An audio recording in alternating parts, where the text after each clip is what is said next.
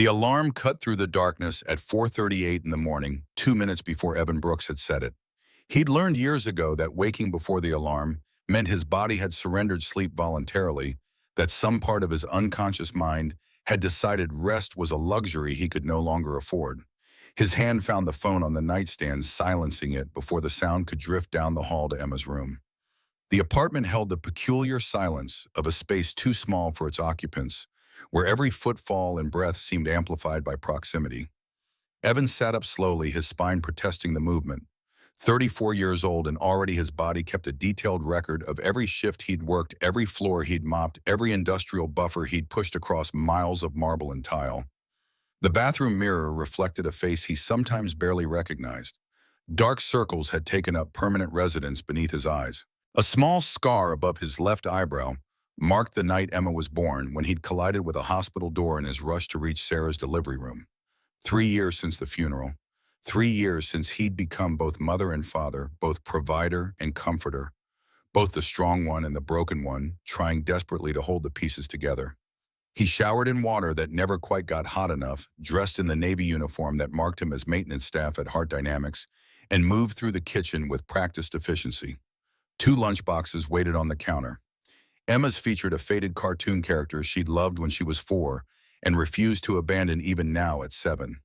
His own was dented metal purchased from a thrift store the week after Sarah died, when he'd realized that buying lunch every day would mean choosing between food and Emma's asthma medication. The coffee maker gurgled to life, filling the kitchen with a smell that had become synonymous with survival. Evan measured out instant coffee into a thermos, added powdered creamer that never quite dissolved, and screwed the lid tight. In the refrigerator, carefully portioned meals waited in labeled containers. Monday breakfast, Monday lunch, Monday dinner, Tuesday breakfast, Tuesday lunch. Everything planned, everything calculated, everything designed to stretch $73 across 7 days until his next paycheck cleared. Emma's door opened with a whisper of hinges that needed oil. She lay curled beneath blankets printed with stars and moons, her dark hair splayed across the pillow in tangles that would take 10 minutes to brush out. Her breathing came easy and unlabored, the nebulizer on her nightstand silent and unused for 3 nights running. Small victories counted when victories came so rarely. He knelt beside the bed, placing one hand gently on her shoulder. Her eyes opened slowly, focusing on his face with the gradual awareness of a child still half lost in dreams. "Morning, baby girl." Emma stretched her small body, extending in that unself-conscious way children possess before the world taught them to fold themselves smaller. "Is it school day?" "School day." Her face scrunched in theatrical displeasure, but she sat up, reaching for him with both arms. Evan pulled her close, breathing in the scent of her strawberry shampoo, feeling the steady beat of her heart against his chest. Moments like these formed the architecture of his entire existence.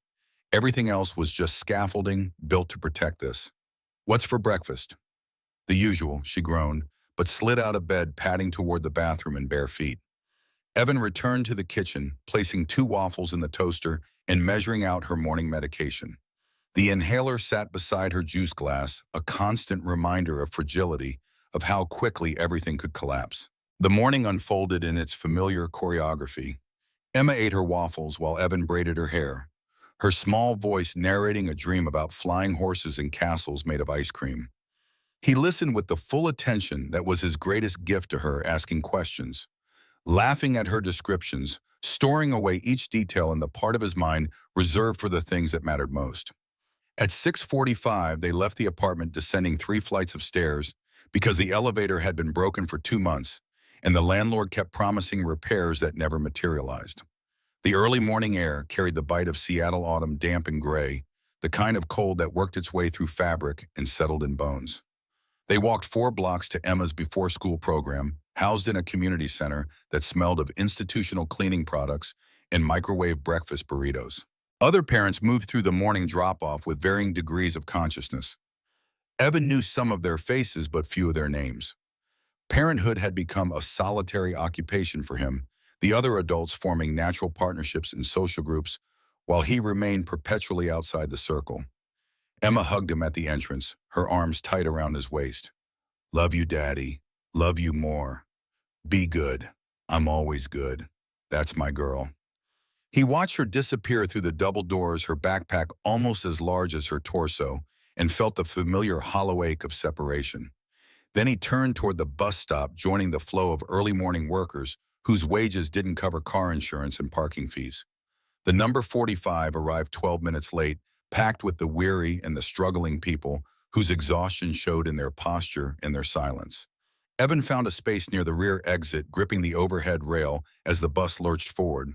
Through the window, Seattle passed in a blur of coffee shops and construction sites, tech campuses, and homeless encampments, a city that contained both obscene wealth and desperate poverty, often within the same city block. Heart Dynamics occupied a 12-story glass and steel structure in the downtown corridor, its architecture designed to project innovation and transparency. Evan swiped his employee badge at the service entrance, descending the stairs to the basement level, where maintenance staff began their shifts. The locker room smelled of industrial soap and old sweat. Metal lockers lined concrete walls, painted an optimistic shade of yellow that had faded to something closer to resignation. Marcus Chen was already suiting up, pulling his uniform shirt over a frame that suggested he had once been much heavier. He and Evan had started the same week 3 years ago. Two men grateful for jobs that came with health insurance and asked no questions about gaps in employment history. "You look like death." "Thanks. You're pretty ugly yourself." Marcus grinned, the expression transforming his tired face into something younger. "Emma, good. 3 days without the nebulizer. That's great, man. Really great." Evan stored his lunch in his locker and grabbed his equipment cart. The morning checklist waited on his phone: 3rd floor break room, 5th floor conference rooms, executive bathrooms on 12. 6 hours of emptying trash and scrubbing toilets and replacing paper towels, rendering himself invisible while making spaces pristine for people who would never acknowledge his existence. The basement corridor connected to a freight elevator that serviced all 12 floors. Evan pushed his cart inside, pressing the button for 3. The elevator rose with mechanical groaning that suggested it shared his early morning reluctance. The doors opened onto a floor humming with the low energy of people arriving for work. Coffee in hand, conversations already turning toward meetings and deadlines and deliverables. He moved through the break room with practiced efficiency, emptying trash bins filled with discarded coffee cups and protein bar wrappers. Crumbs scattered across the counter revealed someone's hurried breakfast. A spill near the coffee maker had already dried into a sticky residue that required scraping with his fingernail. He cleaned it all without judgment or resentment, his mind elsewhere, running through Emma's schedule and calculating when he could afford to replace her shoes. A woman entered the break room, her attention fixed on her phone screen. She walked directly toward Evan, her path collision certain, but he'd learned to anticipate these moments. He stepped aside smoothly, continuing his work as she passed through the space he'd just occupied, completely unaware of the near miss. When she left, she didn't glance back at the break room, now spotless and restocked, didn't register that someone had transformed disorder into function for her convenience. The invisibility didn't offend him anymore. It had become simply another fact of his existence, like the chronic ache in his lower back, or the way his hands cracked and bled in winter from constant exposure to cleaning chemicals. He was infrastructure as essential and unremarked upon as the plumbing and electrical systems that kept the building operational. By mid-morning, Evan had worked his way to the 5th floor, a space dominated by glass-walled conference rooms, where junior executives conducted meetings designed to prove their value to senior executives who rarely attended. He was refilling a paper towel dispenser when voices drifted from the nearest conference room, the words carrying clearly through walls built for aesthetics rather than privacy. "The maintenance costs are out of control. We're spending 30% more than comparable buildings our size." One voice, male and aggressive, dominated the discussion. "Where's the analysis on this?" A second voice, younger and uncertain, responded. "Facility says it's normal for a building this age. Normal doesn't mean acceptable. Get me a breakdown by category. I want to see where every dollar is going." Evan finished with the dispenser and moved on, but the conversation lodged in his mind. 30% higher than comparable buildings. He thought about the floor buffers running on overlapping schedules, lights blazing in empty conference rooms throughout the night, HVAC systems maintaining full climate control on weekends when half the building sat vacant. He thought about inefficiency baked into every system, waste accepted as inevitable, by people too busy managing up to notice what was happening at ground level. But he was a janitor. Nobody asked janitors about operational efficiency. Nobody wanted suggestions from someone whose highest credential was a high school diploma earned while his wife was pregnant and they were living in her mother's basement. So he pushed his cart forward and kept his observations to himself, just another invisible man moving through spaces designed by people who would never see him. The executive floor remained off limits until afternoon when most occupants attended meetings or lunches that justified expense accounts. Evan waited until 1:30 before taking the freight elevator to 12, where the air itself seemed different, cleaner somehow, as if money bought better oxygen. The executive bathroom gleamed with fixtures that probably cost more than 3 months of his salary. He cleaned it anyway, scrubbing marble countertops and polishing chrome until he could see his reflection in every surface. The work was meditative in its repetition, requiring just enough attention to quiet the constant anxiety that formed the baseline hum of his existence. He was emptying the trash when he heard the bathroom door open. Footsteps clicked across marble, purposeful and certain. Evan froze, suddenly aware of how his presence might be perceived. Men in positions of power didn't expect to find maintenance workers in executive spaces during business hours. He'd learned to make himself smaller in these moments, to demonstrate through posture and silence that he posed no threat, represented no disruption. But the footsteps passed the stalls and stopped directly behind him. "Excuse me." The voice carried authority, softened by something that might have been genuine courtesy. Evan turned slowly, finding himself face to face with a woman whose photograph hung in the lobby beside the company mission statement. Olivia Hart, CEO, 42 years old, according to the business profiles he'd read in waiting rooms. In person, she looked younger and more tired simultaneously, her expression holding the careful neutrality of someone who'd learned to guard every reaction. "I'm almost finished. Just need another minute. Take your time. I was actually hoping to ask you something." Evan's mind raced through possibilities, none of them good.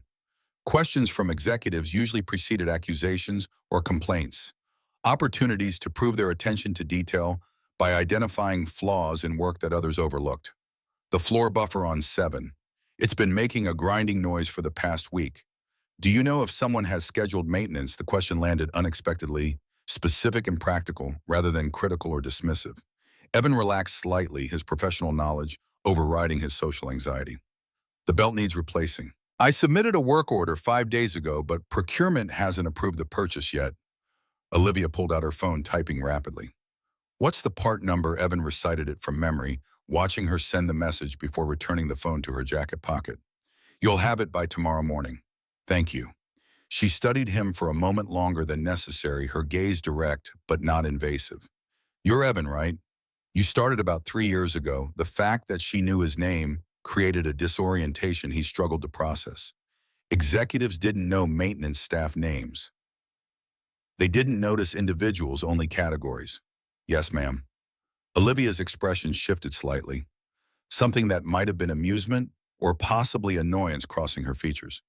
"You don't have to call me ma'am. Olivia's fine." She left before he could formulate a response, her heels clicking back across marble and through the door that swung shut with pneumatic precision. Evan stood alone in the pristine bathroom, his reflection multiplied in polished surfaces, trying to understand what had just occurred. The afternoon passed in its usual rhythm. More floors, more conference rooms, more spaces rendered clean and functional for occupants who would arrive tomorrow and expect nothing less than perfection. By 4:45, Evan had completed his basic checklist and started on the additional tasks that separated adequate employees from those who might eventually receive raises that outpaced inflation. He was in the main lobby, kneeling beside a coffee spill near the elevator bank, when the afternoon shift changed. The space filled with the flow of people leaving for the day, executives and analysts and administrative staff moving toward the exit in waves, their conversations turning from work to evening plans and weekend preparations. Evan kept his head down, his mop tracing methodical circles across marble that cost more per square foot than his monthly rent. The executive elevator chimed its arrival. From his position on the floor, Evan watched polished shoes emerge, recognizing the specific pattern of Olivia Hart's heels before his gaze traveled upward. She paused at the elevator threshold, scanning the lobby with the practiced assessment of someone cataloging details others missed. Her eyes found him. The moment stretched longer than physics should have allowed. Evan's hand stilled on the mop handle, suddenly conscious of the picture he presented, 34 years old, kneeling on expensive marble in a janitor's uniform, invisible to everyone, except apparently the woman who owned the building. Olivia walked toward him, her trajectory deliberate and unmistakable. People in the lobby began to notice conversations faltering as executives registered their CEO approaching maintenance staff with obvious purpose. Evan started to stand, but she was already there, standing close enough that he could see the fine lines around her eyes, evidence of stress and insufficient sleep that no amount of money seemed capable of erasing. Her voice came out barely above a whisper, as if she feared the volume of her own words. "I don't have a husband. Can I have a date with you tonight?" The lobby didn't fall silent. That would have required everyone to have been listening. Instead, awareness rippled outward in expanding circles, conversations dying mid-sentence, as people registered the impossible scene unfolding before them. Evan's mind went blank, every social algorithm he'd developed for navigating interactions with authority figures crashing simultaneously. The flash came from somewhere behind Olivia, sharp and sudden and unmistakable. Someone had their phone out, camera active, capturing the moment for posterity and social media and whatever casual cruelty passed for entertainment in the digital age. Olivia didn't turn toward the flash. Her eyes remained fixed on Evan's face, waiting for an answer to a question that had just reordered both their realities. He couldn't finish the sentence, couldn't locate words adequate to the moment. She'd just asked him on a date, in the company lobby, in front of dozens of witnesses. The CEO of a company worth $700 million had approached a janitor mopping spills and invited him to dinner. The rational part of his mind supplied explanations, mental break, elaborate prank confusion about his identity. But her expression held no confusion, no instability, no indication this was anything except exactly what it appeared to be. Think about it. Olivia turned and walked toward the main exit, her departure creating a wake of stunned silence. People stared after her, then at Evans still kneeling beside his mop bucket, then back toward the elevator where she disappeared into the late afternoon light. The whispers began before Olivia had fully exited the building. Evan heard fragments, pieces of speculation and judgment that would metastasize into narrative within hours. "Did you see that? What was she thinking? He's the janitor. Maybe it's some kind of corporate initiative. No way that was real." Evan stood slowly, gripping the mop handle for stability. His face burned with a tension he'd spent 3 years avoiding. Every eye in the lobby was on him now, stripping away the invisibility that had been his primary survival strategy. He gathered his equipment with mechanical precision, muscle memory carrying him through actions his conscious mind had temporarily abandoned. Marcus appeared from somewhere, materializing beside Evan with the timing of someone who'd been watching from a distance. "Did that just happen?" "I think so." His voice emerged rough, uncertain. "Man, you need to get out of here. People are already taking pictures." Evan glanced around the lobby, registering phones held at suspicious angles, people pretending to check messages while their cameras remained active. He wheeled his cart toward the service elevator, Marcus running interference, physically placing himself between Evan and the nearest camera-wielding witness. The basement locker room provided temporary sanctuary. Evan sat on the bench in front of his locker, his hands trembling slightly as adrenaline finally caught up with shock. Marcus paced the small space, his expression cycling between concern and excitement. "This is crazy. This is absolutely insane, I know. The CEO just asked you out." "I know. In front of everyone." "Marcus, I know. What are you going to do?" Evan pressed the heels of his hands against his eyes, trying to slow his racing thoughts. "I have no idea." His phone buzzed in his pocket, a text from Emma's after-school program reminding him of the 5:30 pickup time. Reality reasserted itself through the mundane necessity of parenting. Whatever had just happened in the lobby, whatever impossible situation he'd been thrust into, he still had a daughter who needed dinner and help with homework and bedtime stories. "I have to go get Emma." Marcus stopped pacing. Yeah, okay. "But Evan, be careful. I don't know what this is, but it's not normal. People like her don't do things without reasons." The words carried an edge of protectiveness that touched something deep in Evan's chest. He'd had so few people looking out for him since Sarah died, few enough that each instance felt disproportionately meaningful. "I will." He changed out of his uniform, pulling on jeans and a jacket that had seen better years. His phone buzzed again, but this time the notification came from an unknown number. The message contained 4 words in a business card photograph. Think about it, please. The card showed Olivia Hart's name title and direct office number. Below the printed information, someone had handwritten a cell phone number in precise, careful digits. Evan stared at the screen, trying to parse meaning from pixels. She'd given him her personal number. She wanted him to think about her question, which implied the question had been serious, which suggested this was actually happening and not some elaborate fever dream induced by cleaning chemical exposure. He rode the bus to Emma's program in a fog of confusion and anxiety. Other passengers filled the space around him, everyone absorbed in their own invisible struggles, nobody aware that the man standing near the rear exit had just experienced something that made no sense within any framework he possessed for understanding the world. Emma bounced out of the community center with her usual excess of energy, chattering about a game they'd played involving dodgeballs and strategies she couldn't quite explain. Evan listened with half his attention, the other half still trapped in the lobby moment, replaying Olivia's expression and trying to decode what he'd seen there. Dinner was leftover spaghetti reheated in the microwave eaten at their small kitchen table, while Emma narrated her entire day in exhaustive detail. She'd learned a new word in reading group. Trevor had gotten in trouble for throwing crayons. The drinking fountain near her classroom was broken again.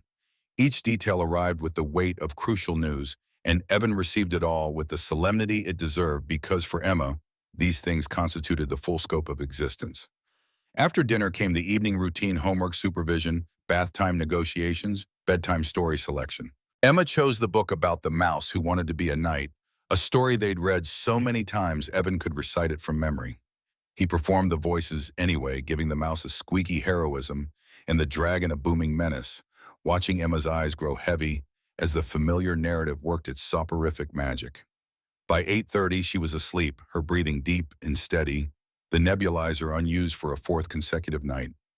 Evan sat on the edge of her bed for a long moment, studying her face in the dim glow of her nightlight.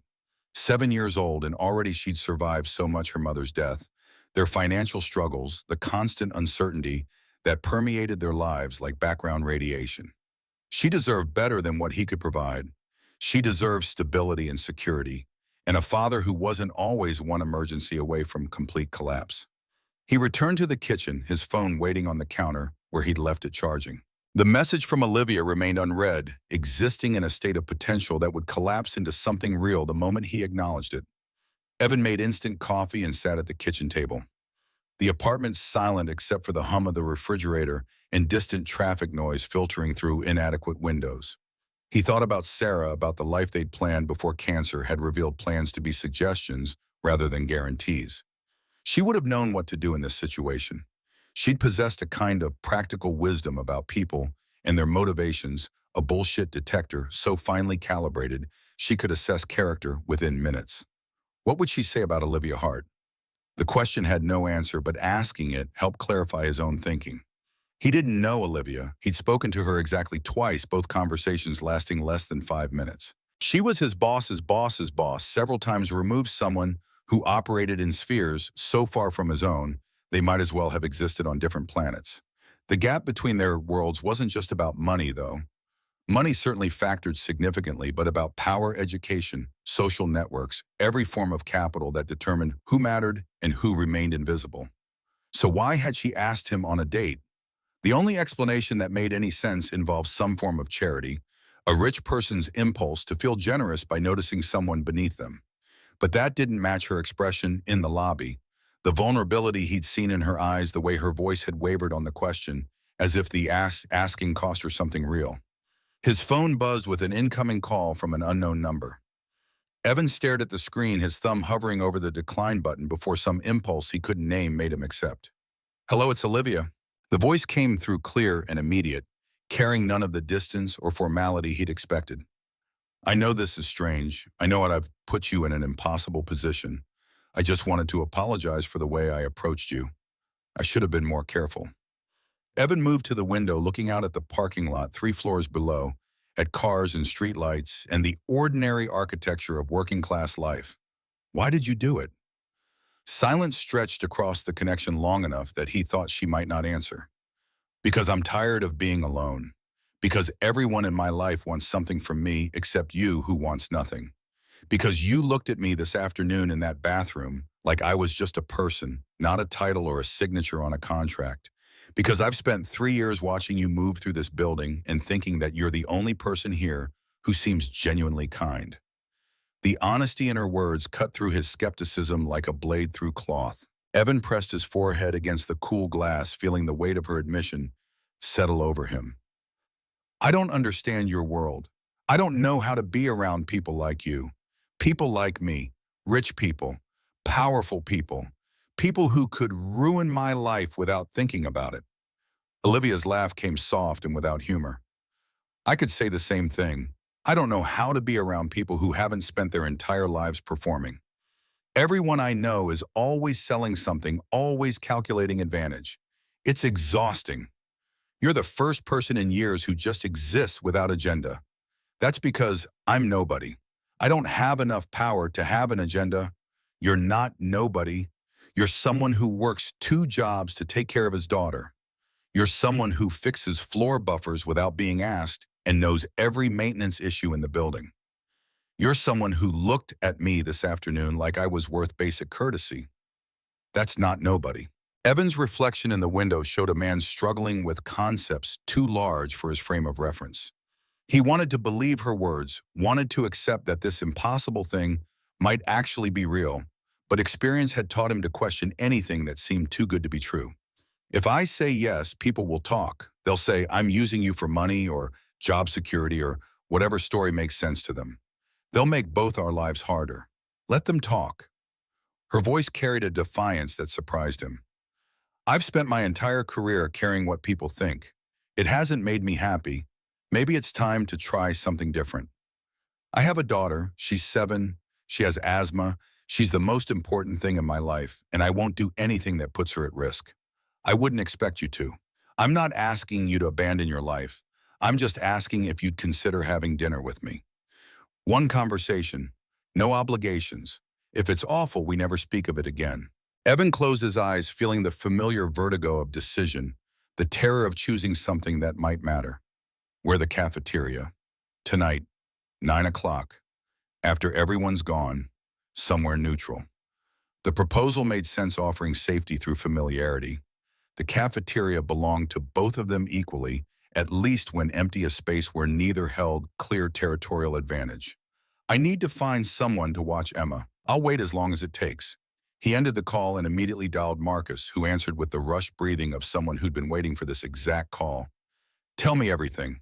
Evan summarized the conversation, leaving out nothing, trusting his friend with the full truth. Marcus whistled low. Man, this is either the best thing that's ever happened to you or the beginning of a disaster. I can't tell which. That makes 2 of us. You gonna do it? I think I have to. If I say no, I'll spend the rest of my life wondering what if. Marcus paused, weighing his words. I'll watch Emma. Bring her over. Diane's making too much food anyway, and you know how she loves having another girl around. You're sure someone has to make sure you don't completely lose your mind. Might as well be me. Evan packed an overnight bag for Emma with practiced efficiency pajamas. Toothbrush, her favorite stuffed elephant. She woke groggily as he lifted her from bed, her arms wrapping automatically around his neck. Where are we going, Marcus and Diane's? I have to work late. Emma accepted this with the fluid logic of childhood already drifting back towards sleep against his shoulder. The lie tasted bitter in his mouth, but explaining the truth felt impossible. How could he tell his 7-year-old daughter that her father had been asked on a date by the CEO of his company? How could he make that sound normal or safe? Marcus and Diane lived 6 blocks away in a building identical to Evan's. Same worn carpets and temperamental plumbing. Same collection of families trying to construct stable lives from insufficient resources. Diane met them at the door, taking Emma with the easy confidence of a woman who'd raised 3 kids and treated other people's children as temporary additions to her personal collection. Go do whatever crazy thing you're doing. We've got this one. Evan hugged Emma, breathing in her strawberry shampoo one more time. Be good for Diane, always good. He left before emotion could overwhelm sense, walking through streets lit by sodium vapor and occupied by people whose nights were just beginning. A different city emerged after dark, one where the boundaries between worlds grew more porous, where janitors and CEOs both became just humans navigating darkness. The Heart Dynamics building rose against the night sky, most windows dark but some still glowing with the light of overwork and ambition. Evan used his badge to access the service entrance, descending to the basement to change back into his uniform. If anyone questioned his presence, it helped to look like he belonged here. The cafeteria occupied the second floor, a space designed to suggest casual collaboration while maximizing efficiency and minimizing cost. During business hours, it hummed with constant activity. Now approaching 9 o'clock, it sat empty and silent. Overhead lights dimmed to energy-saving mode. Olivia was already there, sitting at a table near the windows overlooking the parking lot. She'd changed out of her executive armor, now wearing simple jeans and a white button-down shirt, her hair loose around her shoulders. Without the careful styling and expensive clothing, she looked younger and somehow more real, less icon and more person. She saw him and stood, her expression uncertain in a way that made her seem vulnerable rather than powerful. You came. Evan crossed the cafeteria, acutely aware of his uniform, his work boots, the persistent smell of cleaning chemicals that no amount of showering seemed capable of removing. I said I would. They sat across from each other, the table creating a safe distance. Olivia had brought food from a deli, simple sandwiches and chips, nothing fancy or calculated to impress. I wasn't sure what you liked. I guessed turkey. Turkey's good. He unwrapped the sandwich, buying time by performing the mundane action of eating. Olivia did the same, and for several minutes they simply sat in silence, two people sharing space without demanding conversation. Finally, Olivia spoke, her voice carrying the careful quality of someone who'd rehearsed words but wasn't sure they would work. I want to try something. 60 seconds. We each say something true, something we don't usually tell people. No judgment, no follow-up unless we want to give it. Is this a boardroom tactic? It's a desperation tactic. I don't know how to do this. I don't know how to sit across from someone and not be the CEO, but I want to try. The honesty disarmed him completely. Evan set down his sandwich, meeting her eyes directly for perhaps the first time since the lobby. You go first. Olivia took a breath, steadying herself before speaking. I'm terrified that everyone only sees my title, that if I lost this job tomorrow, no one would remember my name. They just remember the position. I'm scared I've built a life where I'm completely replaceable. The words hung between them, fragile and brave. Evan understood then that whatever else this was, it wasn't charity or performance. This was one lonely person reaching toward another, hoping against probability that connection might be possible. My turn, he paused, gathering courage. I'm scared people only see my uniform, that they think I'm stupid because I mop floors, that they assume I'm here because I couldn't do anything else. I'm terrified that my daughter will grow up ashamed of what I do for a living. Olivia's expression shifted, something raw and unguarded crossing her features. Do you think she will be? I don't know. Right now she thinks I'm a hero because I can fix the water fountain at her school. But she's 7. In a few years she'll understand how the world works. She'll see what I see. And what do you see? Evan leaned back in his chair, the words flowing now that he'd started. I see a system that decided my value based on my job title before it ever met me. I see people who step over me in hallways. I see executives who drop trash 3 feet from garbage cans because they know someone like me will pick it up. I see a world where my daughter's medical bills cost more than I make in 6 months, and nobody thinks that's strange. The silence that followed felt weighted with recognition. Olivia's hands lay flat on the table, her fingers trembling slightly. What happened with your daughter? Asthma. Bad asthma. 3 years ago, she had an attack that put her in the ER. The inhaler prescription cost $200. I didn't have $200. I was standing at the pharmacy counter trying to figure out if I could split it across 3 credit cards when someone behind me paid for it. Just walked up, handed the pharmacist cash, and left before I could say thank you. Olivia's face had gone pale, but Evan continued, lost in the memory. I tried to find her. I asked the pharmacist, but they said it was a woman who didn't leave a name. I looked for her for weeks. I wanted to pay her back. I wanted to tell her what it meant that she'd saved my daughter's life that night. Her voice emerged barely above a whisper.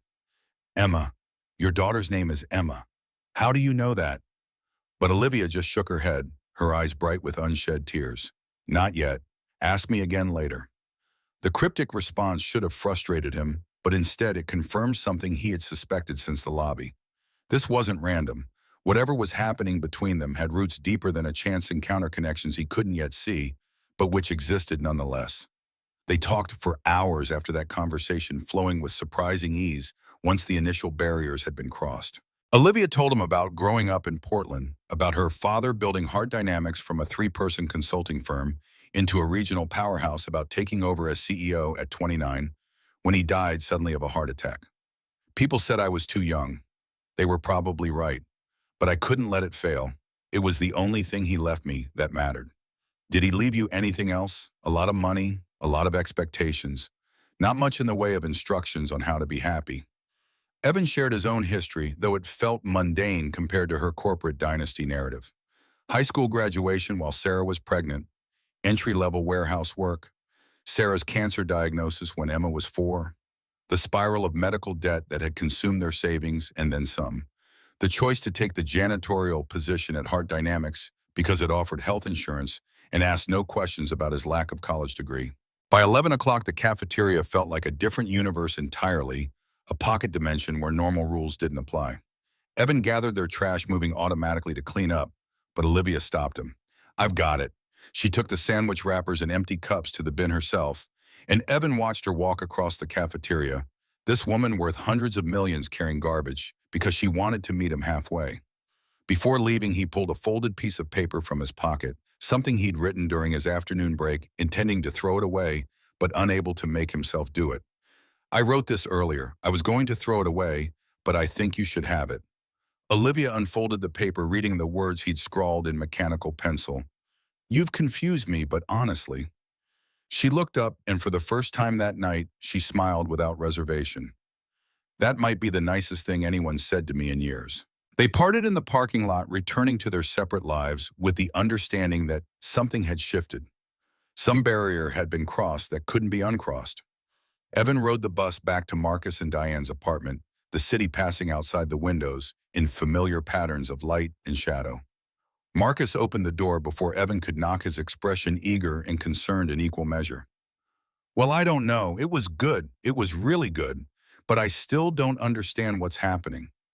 "Maybe you don't need to understand it. Maybe you just need to let it happen." Evan collected Emma, who'd fallen asleep on Marcus and Diane's couch, and carried her home through streets growing quiet as midnight approached.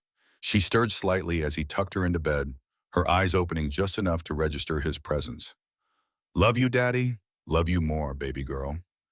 Back in his own room, Evan lay in darkness, staring at the ceiling and trying to process the evening.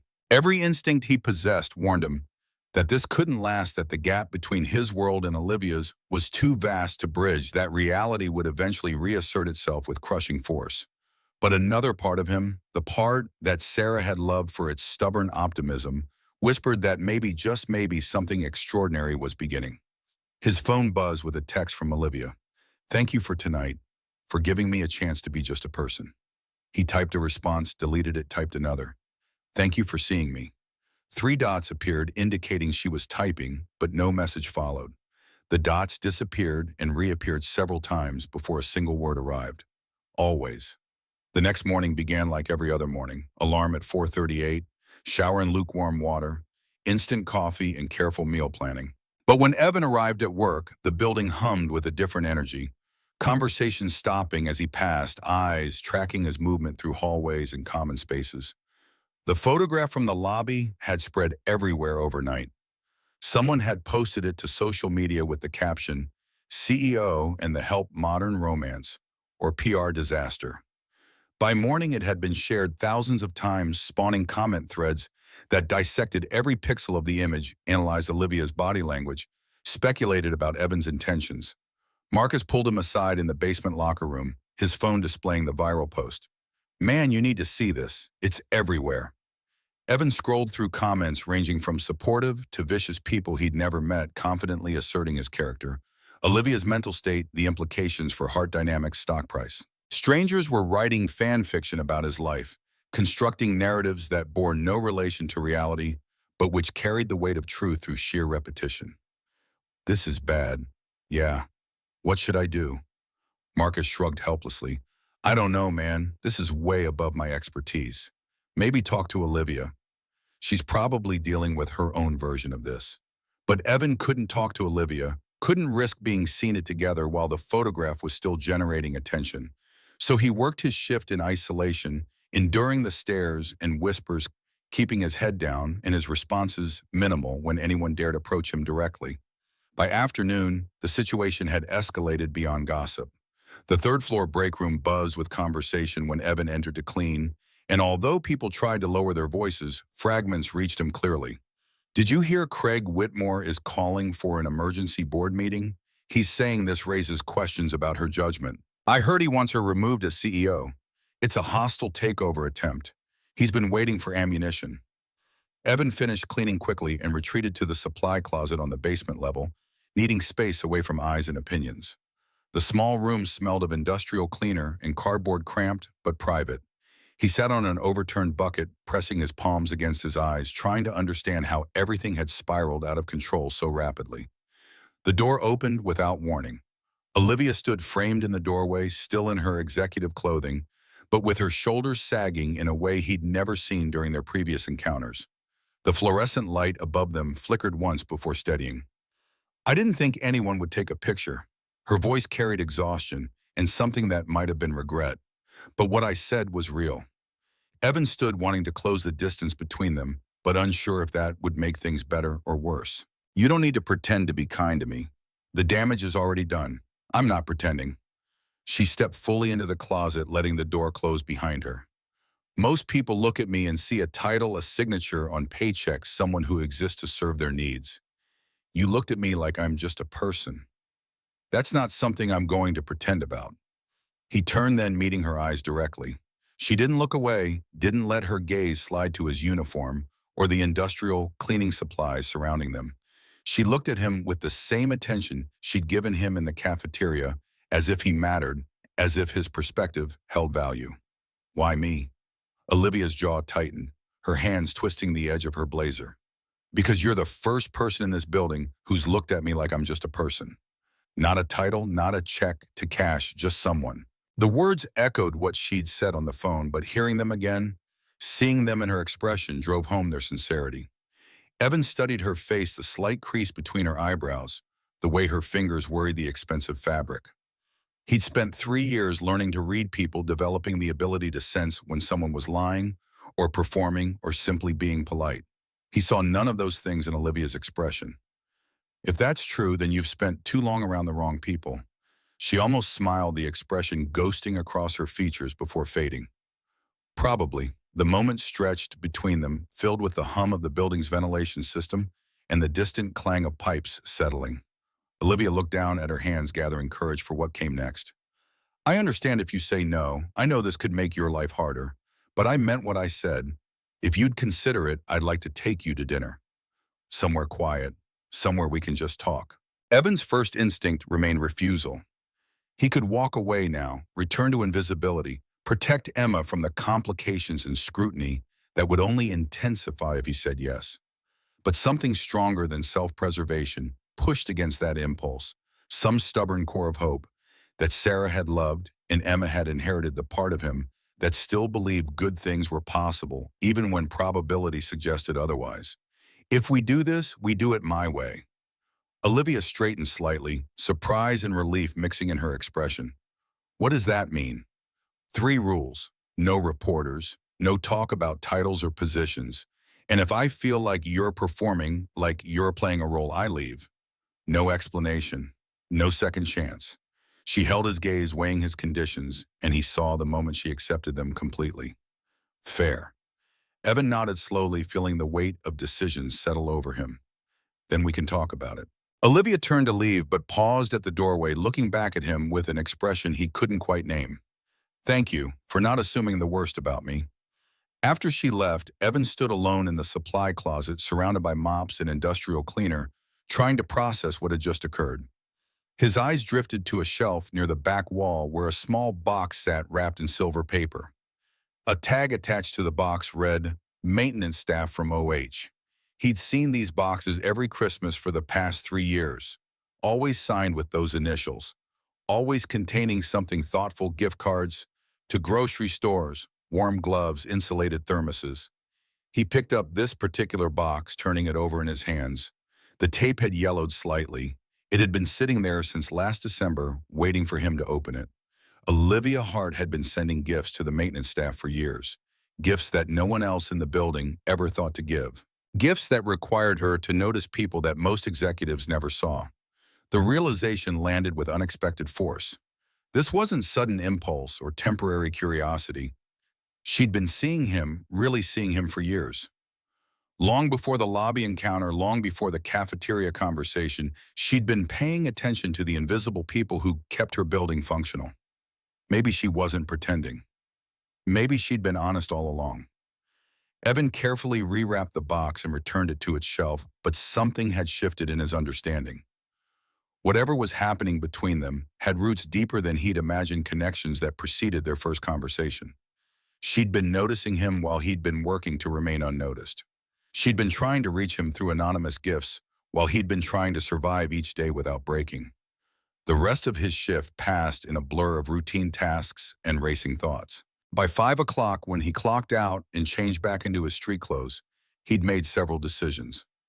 He pulled out his phone and found Olivia's last message, her single word, always glowing on the screen. He typed carefully, weighing each word. "You pick the place." Her reply came within minutes. "Let me think about it." 2 hours later, another message arrived while Evan was helping Emma with her math homework, explaining fractions through the cutting of imaginary pizzas. "How about the company cafeteria tonight?" 9 o'clock, after everyone's gone. The suggestion made perfect sense, offering neutrality and privacy simultaneously. Evan responded with 2 words. "See you there." Emma looked up from her worksheet, catching his expression. "You look happy, Daddy. Just thinking about something good." She smiled, returning to her fractions, and Evan felt the familiar terror of hope, the vulnerability that came from wanting something beyond mere survival. He'd spent 3 years constructing a life built on careful control, on managing risk and minimizing exposure.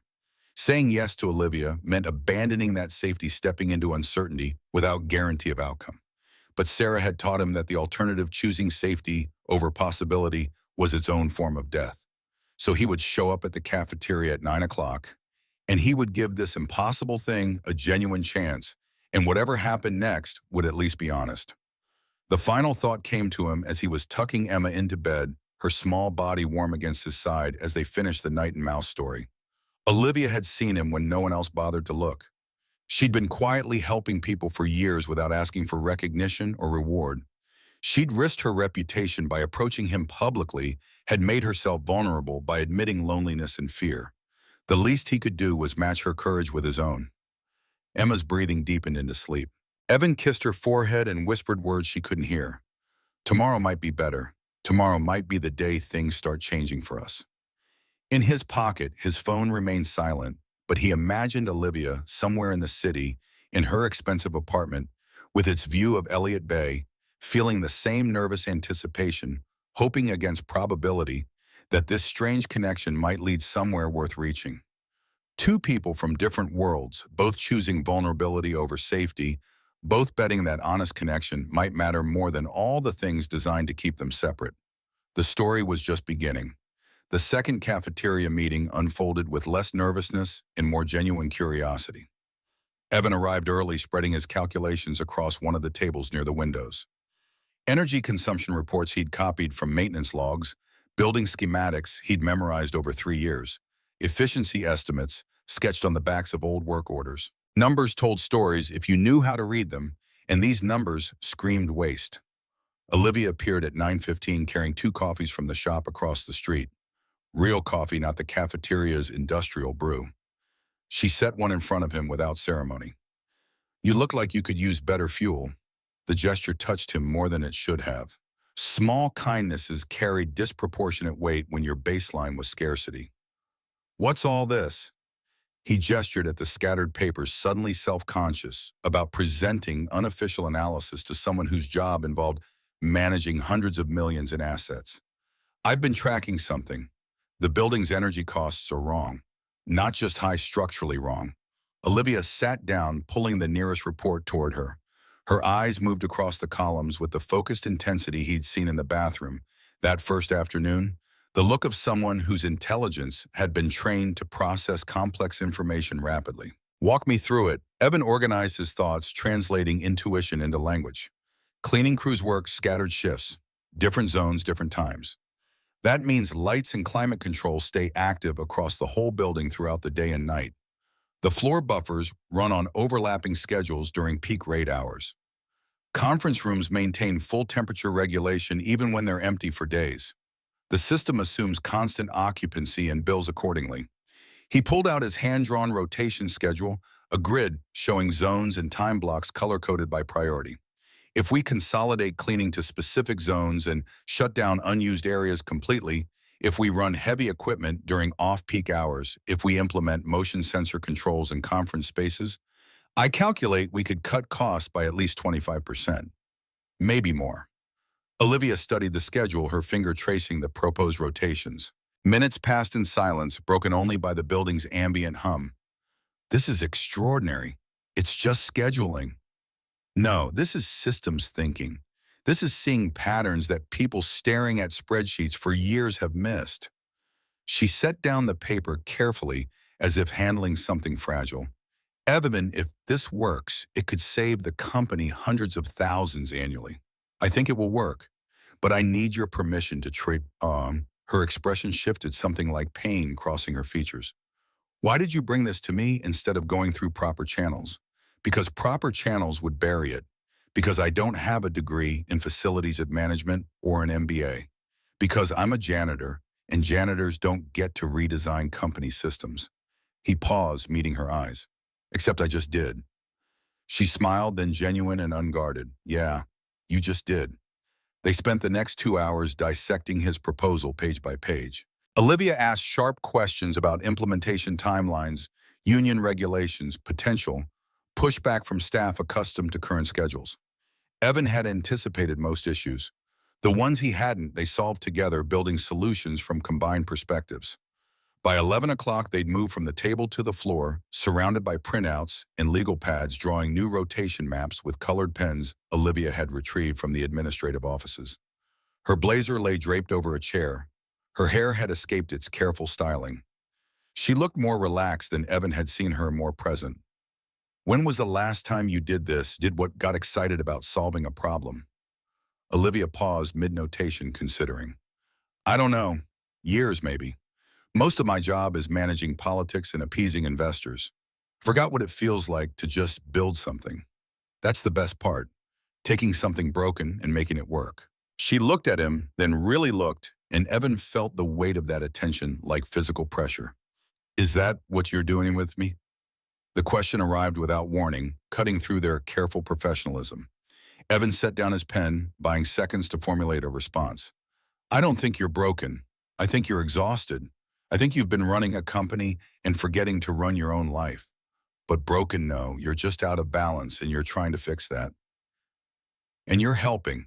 I'm trying to be honest with someone who's been honest with me. The rest is just time.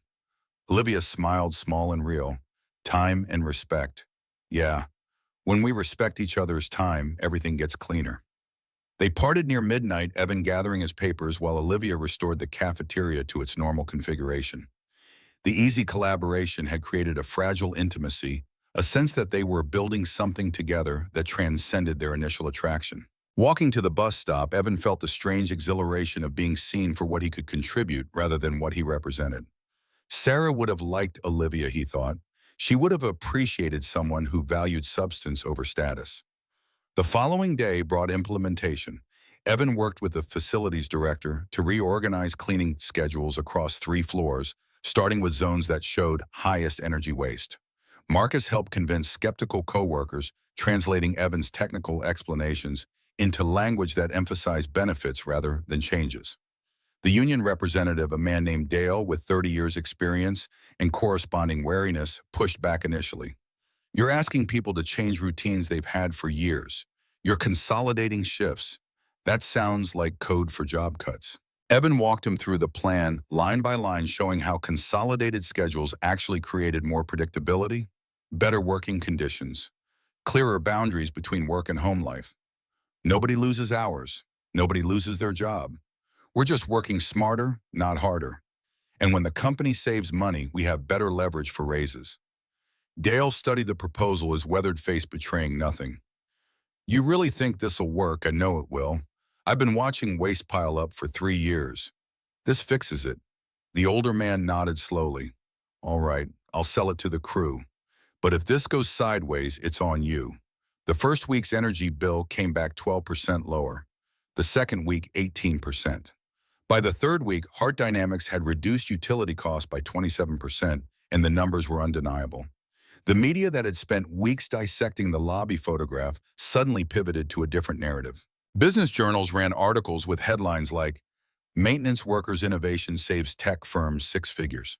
Local news aired segments about the unexpected source of Heart Dynamics' efficiency breakthrough. Within days, the story had shifted entirely from scandal to innovation. But Craig Whitmore, Heart Dynamics' largest external investor, wasn't mollified by positive press. He'd spent weeks building a case against Olivia's judgment, gathering board members sympathetic to his vision of more aggressive growth strategies. The clean cycle success threatened his narrative, but he'd invested too much political capital to back down gracefully.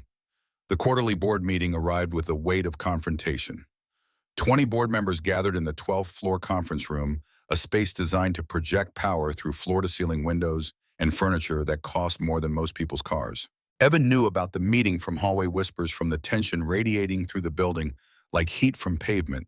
He was restocking supplies on the 11th floor when his phone buzzed with a text from Marcus. Board meeting started. Craig's making his move. Evan should have stayed focused on his work, should have let executives handle executive business. But he thought about Olivia facing down a hostile board, defending herself against attacks rooted in the photograph in their cafeteria meetings, in the simple fact that she'd chosen to notice someone beneath her station. He thought about 3 years of invisible gifts signed OH, about her confession in the supply closet, about the way she'd sat on the cafeteria floor drawing rotation schedules because she'd rather solve problems than manage appearances. The service elevator took him to 12. The executive floor pulsed with quiet tension, assistants hovering near the conference room doors like soldiers awaiting battle results. Through the glass walls, Evan could see the board members arranged around the massive table, could see Craig Whitmore standing at the head, his tablet displaying something on the main screen. He pushed through the doors before courage could fail. The room fell silent instantly. 20 pairs of eyes swiveled toward him, registering his uniform, his unauthorized presence, the fundamental wrongness of maintenance staff interrupting board proceedings. Craig's face flushed red. This is a closed board meeting. You need to leave. Evan's heart hammered against his ribs, but his voice emerged steady. I will. But first I'd like to say something. Craig moved toward him, physical intimidation barely restrained. Get out now or I'll have security remove you. Olivia's voice cut across the room, calm and absolute. Let him speak. Craig spun toward her, fury contorting his features. You're actually defending this. This is exactly the kind of judgment failure I've been describing. Olivia remained seated, her expression neutral. He entered during a discussion about maintaining company standards. That seems relevant. 2 minutes, Evan, then I'll ask you to leave. Evan stepped forward, addressing the room rather than any individual. I'm the person in that video everyone's been sharing, and I'd like to clarify something. That wasn't a secret date or inappropriate relationship. It was two people having an honest conversation in the only neutral space and available to both of us. If that's considered a violation of standards, then maybe the problem isn't with the conversation. Maybe the problem is with standards that assume honesty between different levels of staff is automatically inappropriate. Several board members shifted uncomfortably. A woman in a navy suit near the middle of the table, someone Evan recognized as the CFO, tilted her head thoughtfully. Furthermore, I've worked in this building for 3 years. In that time, I've seen executives throw trash on floors I just cleaned. I've seen people treat maintenance staff like we're furniture. I've seen a culture that measures worth by salary and title instead of contribution and character.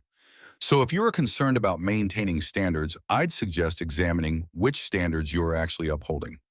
He set his employee badge on the table, the gesture deliberate. That's all. I'll leave you to your meeting. Walking out required every ounce of discipline he possessed. His legs wanted to run. His hands wanted to shake, his mind wanted to catalog every humiliating detail of the moment. But he moved with measured dignity, closing the door softly behind him. The hallway outside felt like stepping into a different atmosphere. Evan's breath came shallow and rapid, adrenaline flooding his system now that performance was over. He'd just lectured a boardroom full of millionaires. He'd possibly destroyed any chance Olivia had of weathering this scandal. He'd definitely ended his own employment. Marcus materialized from around the corner, having apparently waited nearby. Did you really just do what I think you did? I think so. Man, that was either the bravest or stupidest thing I've ever seen. Probably both. They descended to the basement together, Marcus providing physical presence that helped ground Evan back in his body. In the locker room, Evan sat on the bench, his hands finally beginning to tremble. I'm fired. I'm definitely fired. Maybe. But you went down swinging. That doesn't pay Emma's medical bills. The reality of his actions settled over him like cold water. He'd risked everything, his job, his insurance, his daughter's security, for a woman he barely knew, defending a relationship that might not survive the week. His phone buzzed, a text from Olivia. Don't leave the building. Come to my office when the meeting ends. The meeting lasted another 90 minutes.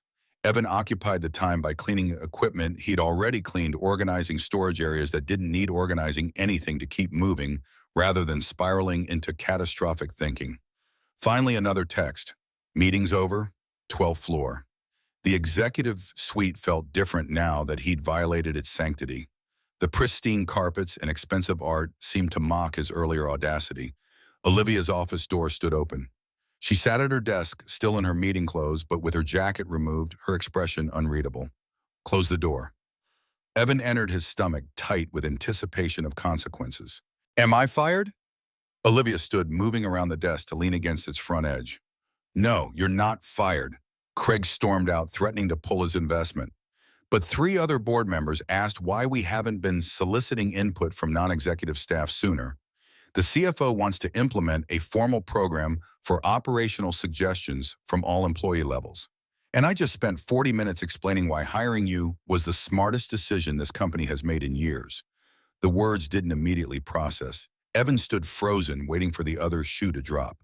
You're not angry? Olivia almost laughed, the sound carrying edges of exhaustion and relief.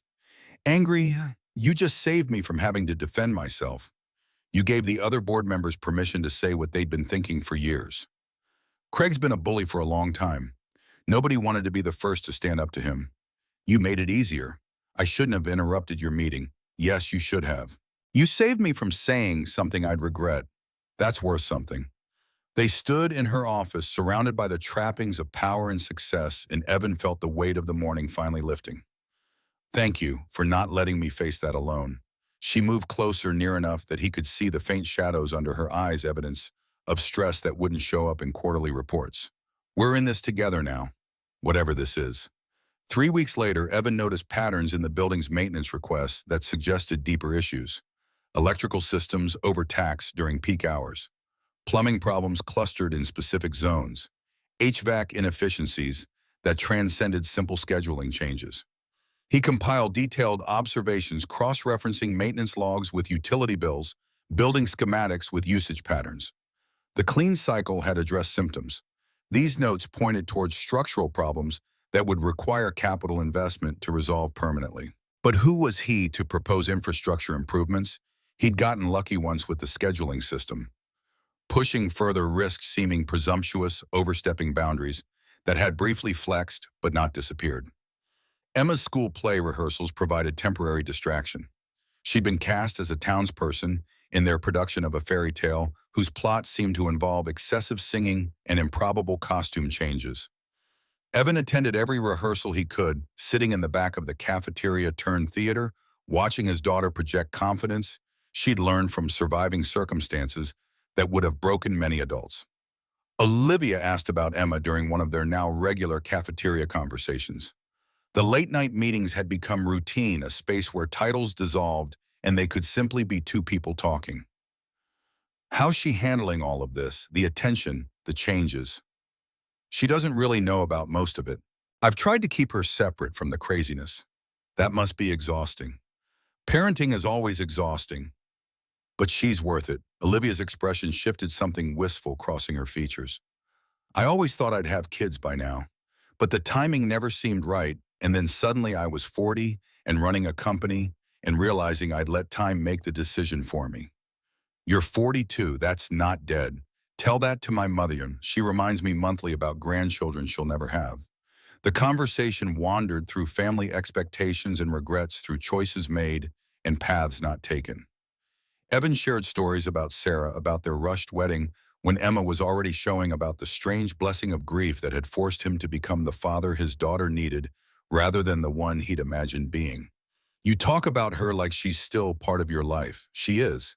Every time Emma does something that reminds me of her mother. Every time I make a decision based on what Sarah would have wanted. Death doesn't end relationships, it just changes them.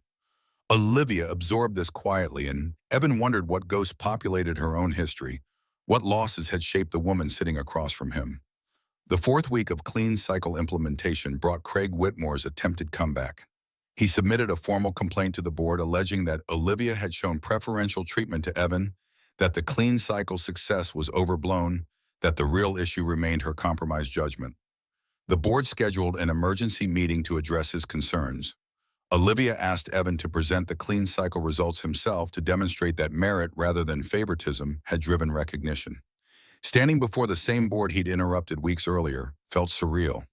Evan wore his uniform, deliberately refusing to pretend he belonged in their world through costume changes. He walked them through his analysis, explained his reasoning, answered questions with calm confidence, rooted in thorough knowledge. When he finished, Olivia spoke from her seat at the table's head. This is the person who made me reconsider how I run this company. Not because he told me I was doing it wrong, but because he showed me what I wasn't seeing. Sometimes the most valuable perspective comes from the person who's been overlooked the longest. The board approved company-wide rollout of Clean Cycle. Craig Whitmore was notably absent from the vote, having apparently decided that this particular battle couldn't be won. After the meeting, Olivia caught Evan in the hallway, her expression carrying relief and something else he couldn't quite identify. You just saved this company a fortune. You realize that changes things. Changes what? Your job, your position. People are going to want to promote you, give you a title, move you into facilities management. Evan shook his head immediately. I don't want a promotion.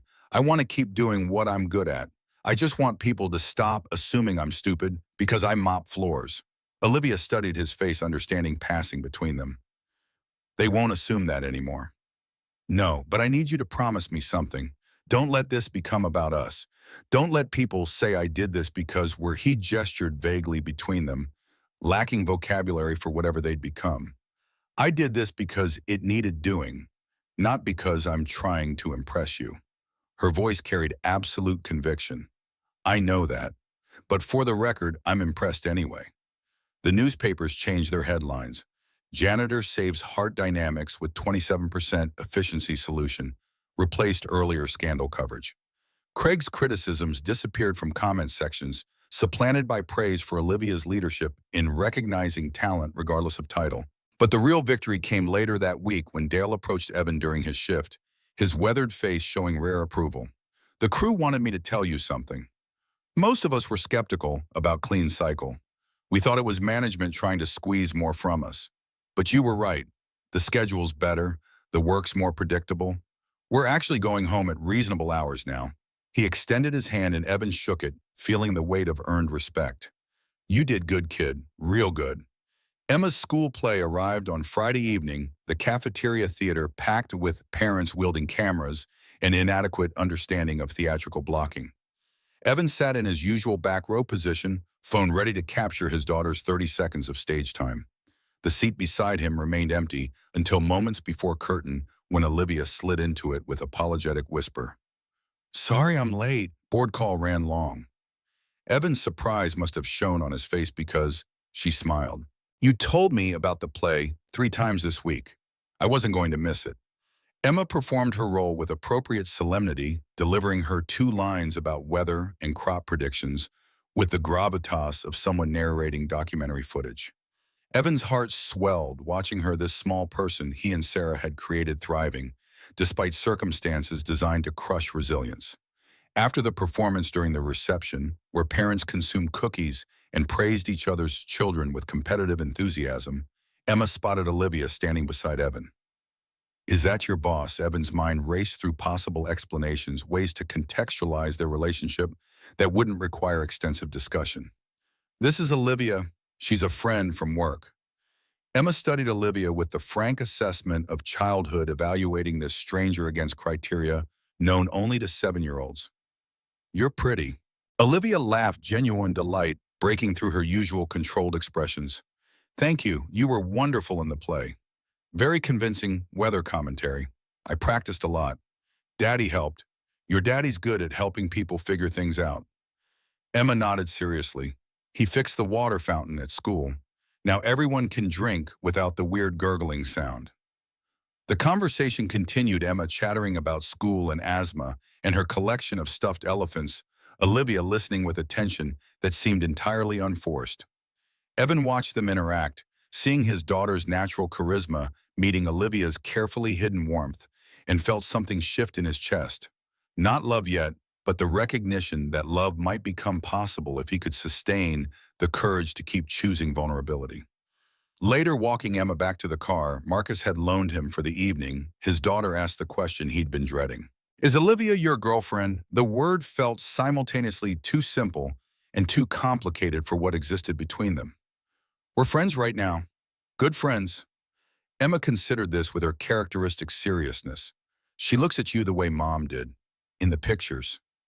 The observation landed with unexpected force. Evan stopped walking, kneeling to meet his daughter's eyes. Would that be okay with you? If Olivia and I became more than friends, Emma's expression showed the complex emotional calculus of children processing change. As long as you don't forget Mom.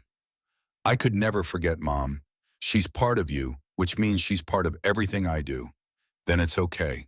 She hugged him tight, her small body warm against the evening chill, and Evan felt grateful beyond words for this child who'd somehow learned grace in circumstances that taught most people only bitterness.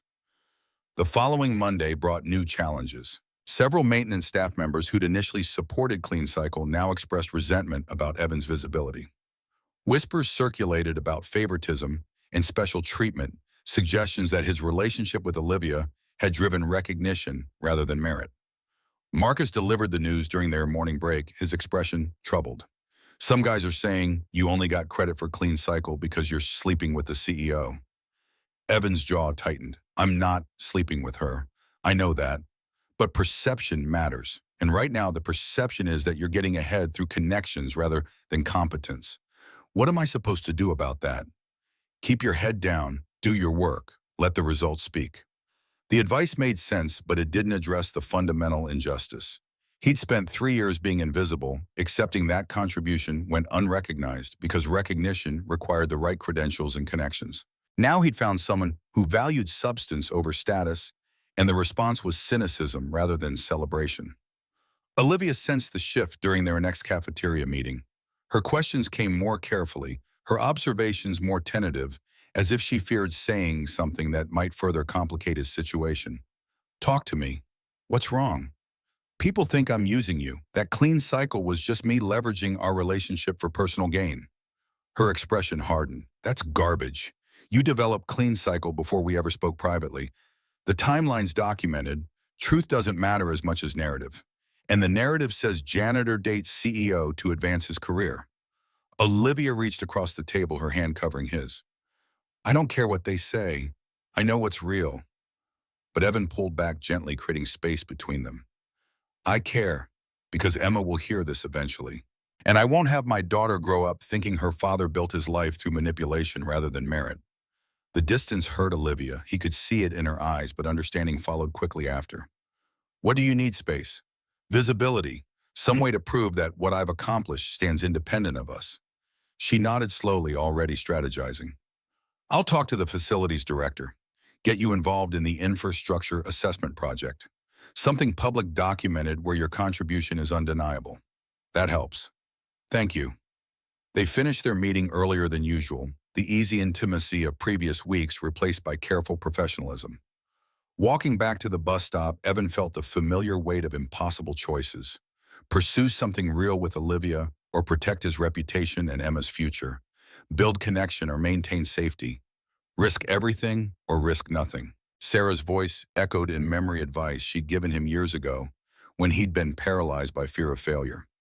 You can't control what people think. You can only control what's true. Focus on truth and let the rest sort itself out. The words provided cold comfort, but they reminded him that integrity mattered more than perception, that building a life worth living required valuing substance over appearance. His phone buzzed with a text from Olivia. "I'm not giving up on this, on us, just so you know." Evan stared at the message for a long moment before responding. "Neither am I, just need to do this right." Her reply came immediately. "Then we do it right, together." The infrastructure assessment project consumed the following 3 weeks.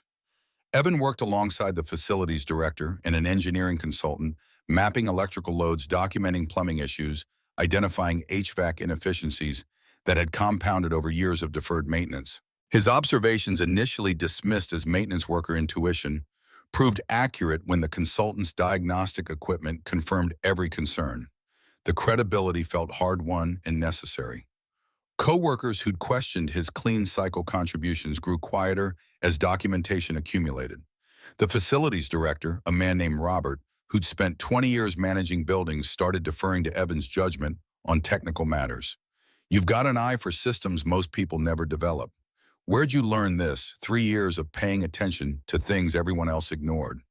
The answer carried more truth than Robert probably recognized.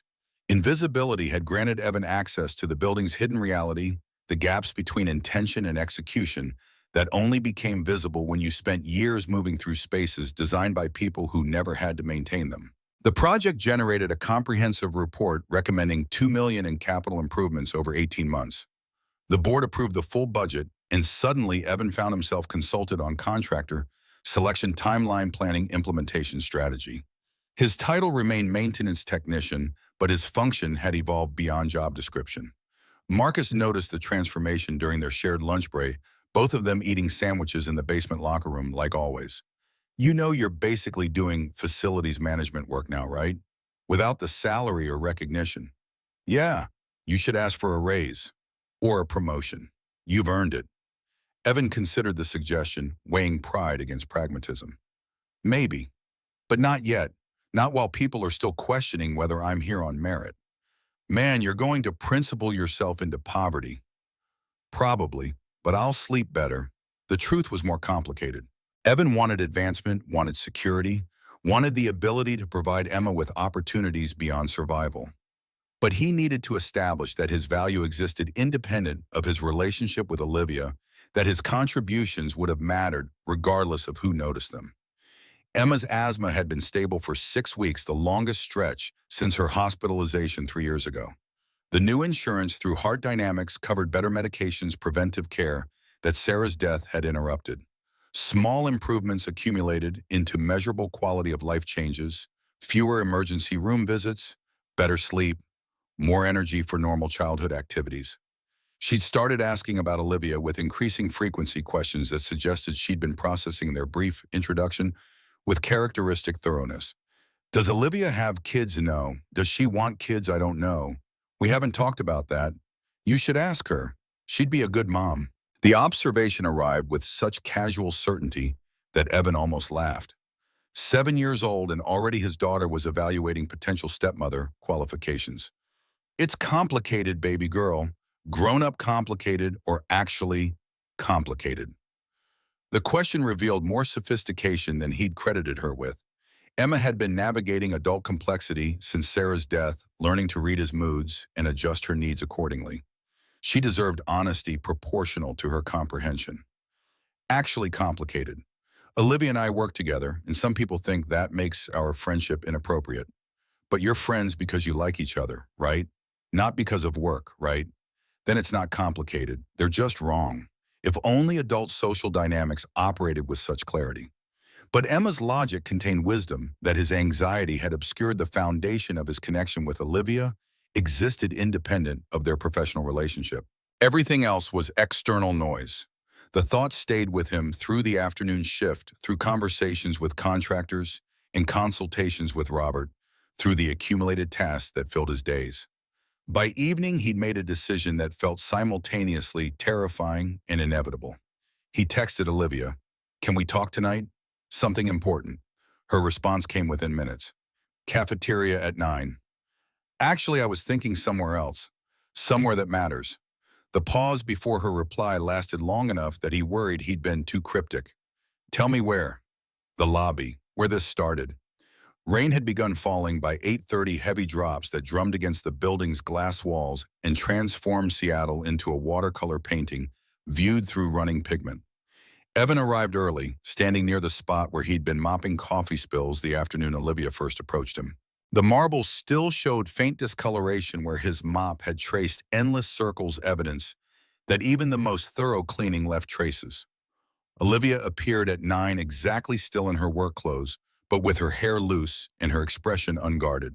She carried herself differently now in his presence, less CEO and more simply herself, whatever self existed beneath the professional armor. The lobby felt vast and empty at this hour, their footsteps echoing across expensive stone, the building's nighttime silence, amplifying every sound. "What did you want to talk about?" Evan gestured toward the floor between them, the invisible boundary that separated maintenance worker from executive, his world from hers. "This spot. This is where everything changed. You asked me a question that made no sense, and I didn't know how to answer because I couldn't understand why you'd want anything to do with me."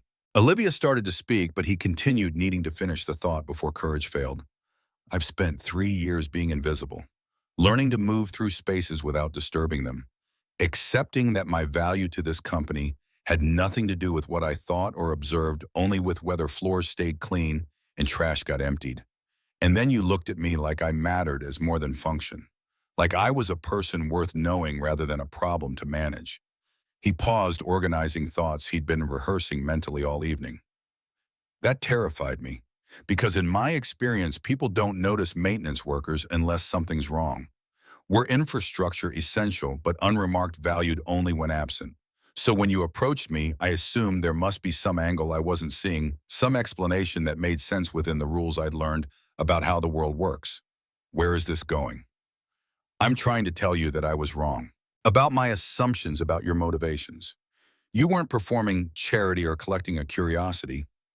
You were just lonely and hoping someone might see past your title the same way you were trying to see past mine. Olivia's eyes had grown bright, emotion threatening to spill over boundaries she usually maintained. I was. I am. I know. And I'm grateful for that. But I need to be honest about something else. He moved closer, near enough to see the fine tremor in her hands, evidence that whatever control she projected came at considerable cost. I'm falling for you, not for what you can provide or the doors you might open, but for who you are when you sit on cafeteria floors drawing rotation schedules. For the way you listen when I explain boring mechanical problems like they're fascinating puzzles. For how you asked Emma about her play like her 30 seconds of stage time mattered as much as board presentations. His voice dropped lower, more intimate. But I need you to understand what you're signing up for if this continues. I'm a single father with limited resources and a daughter who requires expensive ongoing care. I work a job that most people in your world consider beneath notice. I can't take you to expensive restaurants or impress your friends with stories about exotic vacations. The best I can offer is honesty and whatever time remains after I've met Emma's needs." The silence that followed felt weighted with decision. Olivia studied his face with the intensity that suggested she was reading layers beneath his words and evaluating sincerity against practiced skepticism. "Can I tell you something now?" "Always." She took a breath, steadying herself before speaking. 3 years ago, I was at a pharmacy at 11 o'clock at night. I'd just come from the hospital. My father had been admitted that morning with chest pains. The doctors said it was stress that he needed to slow down, but I knew he wouldn't. I was standing in line, numb, not really present, when I heard a man's voice at the counter ahead of me. Evan's chest tightened, recognition arriving before she'd finished describing the scene. He was trying to pay for an inhaler for his daughter. The pharmacist quoted him $200, and I watched him pull out his wallet and start counting credit cards. He had 3. He was trying to figure out if he could split the charge across all of them. And the look on his face. Her voice caught raw emotion breaking through. It was the same look my father had in that hospital room. Desperation, fear, the terrible knowledge that money was the only thing standing between him and his child's safety. I couldn't bear it. I stepped forward and paid. The lobby contracted around them, Evan's breath coming shallow as impossible understanding crystallized. When the man turned to thank me, I saw his eyes. I saw someone who'd been fighting for so long, he'd forgotten what it felt like to catch a break. I saw someone who would have done anything, given anything to save his daughter. And I thought this is what matters, not quarterly reports, not board meetings. This right here. One person helping another when it costs them nothing and means everything. Tears were running down Evan's face, now silent, in unchecked grief and gratitude tangling into something too large for language. That was you. His voice emerged hoarse, barely functional. You saved Emma's life that night. Olivia shook her head, her own tears falling freely. No, you saved her life. You were there trying everything possible, refusing to give up. I just paid for the medication. You're the hero in that story. I was just passing through. But Evan closed the distance between them, his hands finding hers, gripping them like lifelines. You weren't passing through, you were seeing me. Just like you've been seeing me all along. The pieces assembled with sudden clarity. The anonymous gift signed OH, her knowledge of maintenance staff struggles, the way she'd approached him that first afternoon with question about the floor buffer. She'd been watching him for 3 years, trying to find the right moment to reveal herself, to acknowledge the connection that had begun in a pharmacy at midnight, when a stranger had stepped forward with inexplicable kindness. Why didn't you tell me before? Because I didn't want you to feel obligated. I didn't want you to say yes to dinner because you thought you owed me something. I wanted you to say yes because you wanted to. Evan pulled her closer, foreheads touching, breathing shared air. I want to. I've wanted to since that first night in the cafeteria when you admitted being terrified of invisibility. Since you sat on the floor making charts because solving problems mattered more than looking professional. Since you came to Emma's play and made her feel like her performance meant something. We're both terrified. Olivia's whisper carried the weight of admission. Yeah, but maybe that's the point.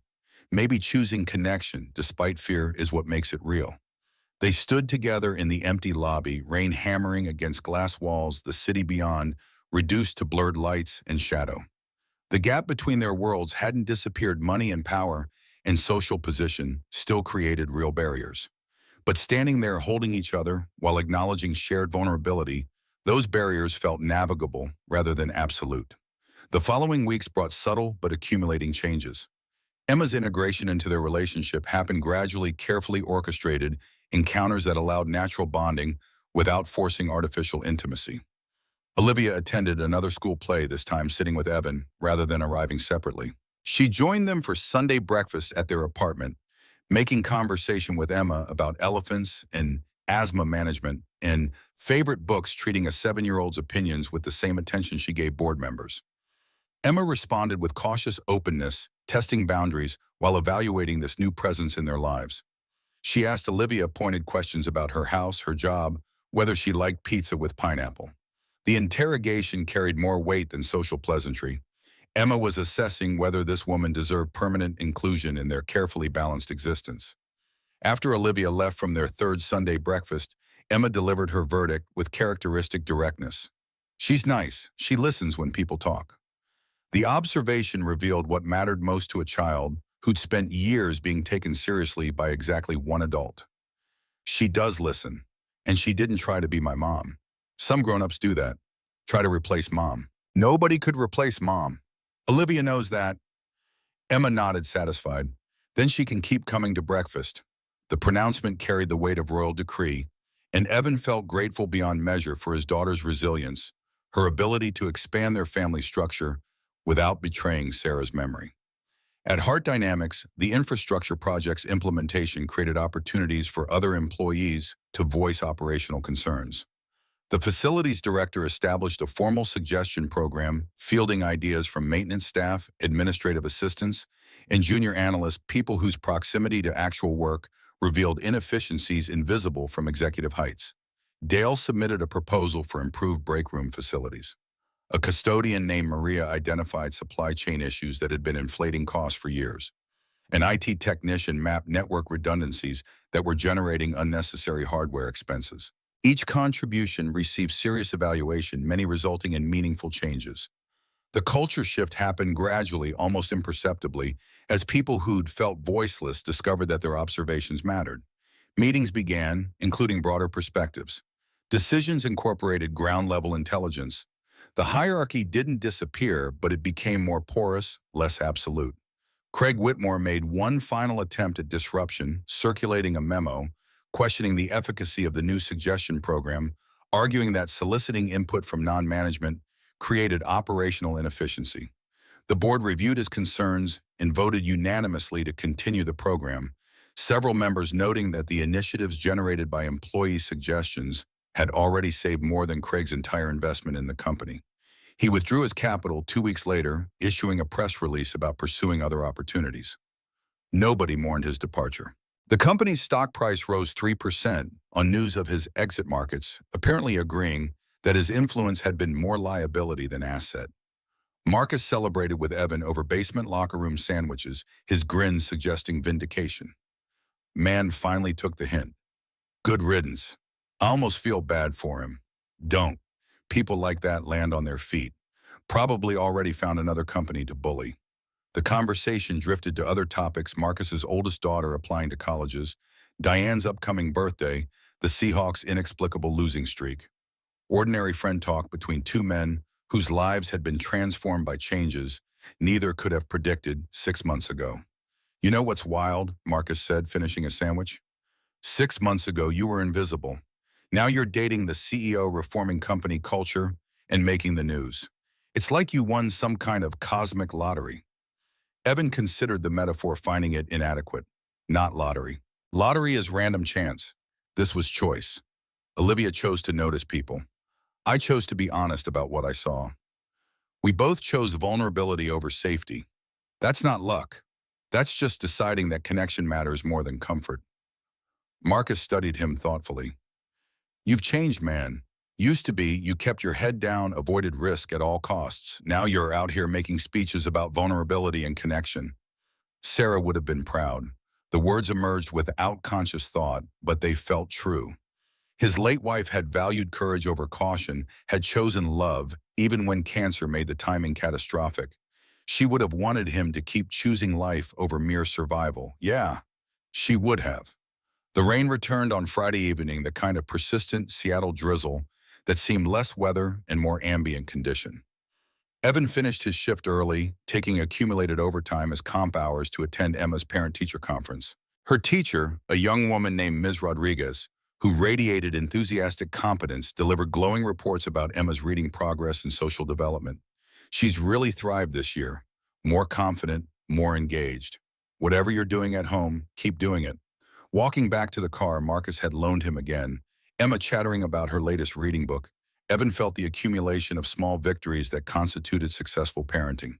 His daughter was healthy, happy learning. Everything else was secondary. His phone buzzed with a text from Olivia. Dinner tonight, my place, I'll cook. The invitation represented escalation. Their relationship had remained largely confined to public spaces and cafeteria meetings, careful boundaries that protected both of them from moving too fast. Her apartment would be intimate, private, a space where pretense became impossible. He texted back, Emma's with me tonight. The reply came immediately. Bring her. I want to cook for both of you.